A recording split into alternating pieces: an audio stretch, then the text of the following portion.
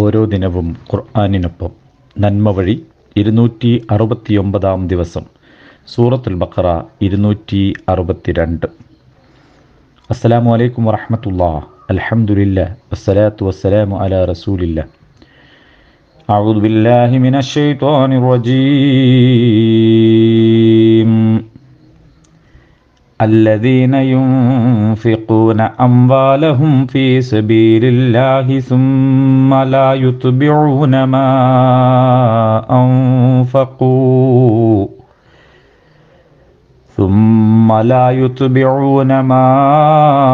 أنفقوا منا ولا أذى لهم أجرهم عند ربهم ولا خوف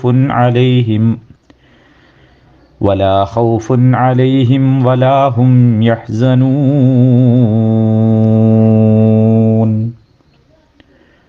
ദൈവിക മാർഗത്തിൽ ധനം ചെലവഴിച്ച ശേഷം താൻ ചെയ്തത് വലിയ ഔദാര്യമായി എടുത്തോതിക്കൊണ്ടിരിക്കുകയോ ശല്യപ്പെടുത്തുകയോ ചെയ്യാതിരിക്കുന്നവരുണ്ടല്ലോ, അവർക്കുള്ള പ്രതിഫലം അവരുടെ നാഥങ്കലുണ്ട്.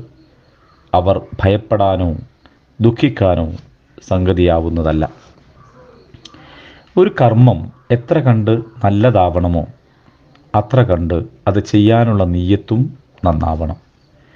ചെയ്യുന്ന കർമ്മം പുണ്യകരമായ നമസ്കാരമാണ് എങ്കിലും ആളുകളെ കാണിക്കാനും നല്ലവനാണെന്ന് നാലാൾ പറയാനും വേണ്ടിയാണ് ഒരാൾ നമസ്കരിക്കുന്നതെങ്കിൽ അത്തരം നമസ്കാരക്കാർക്ക് നാശമാണ് ഉള്ളത്.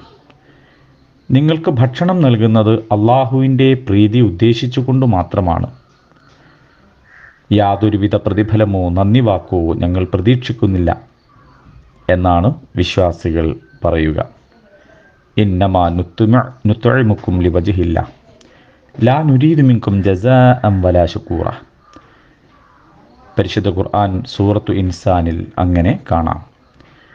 പരലോക വിചാരണ നാളിൽ ഹാജരാക്കപ്പെടുന്ന ഒരു ഔദാര്യവാന്റെ കഥ ഹദീസിൽ കാണുന്നുണ്ട്. അയാളോട് നിനക്ക് നൽകിയ സമ്പത്ത് എന്തിന് ചെലവഴിച്ചു എന്ന് ചോദിക്കുമ്പോൾ അയാൾ പറയും, നിന്റെ മാർഗത്തിൽ ഒന്നും വിട്ടുകളയാതെ ഞാൻ നൽകി എന്ന്. എന്നാൽ അയാളോട് പറയപ്പെടും, നീ നൽകി എന്നത് നേരാണ്, പക്ഷേ അത് നീ ഔദാര്യവാനാണെന്ന് ആളുകൾ പറയാനാണ് അങ്ങനെ ചെയ്തത്. അത് ദുനിയാവിൽ പറയപ്പെടുകയും ചെയ്തു. ഇനി ഇവിടെ നിനക്കൊരു വിഹിതവും ഇല്ല. എന്നിട്ട് അയാളെ മുഖം കുത്തി നരകത്തിലേക്ക് വലിച്ചെറിയും എന്ന്. അതിനാൽ ദൈവമാർഗത്തിൽ ചെലവഴിക്കുമ്പോൾ നല്ല നീയത്തിൽ നൽകണം.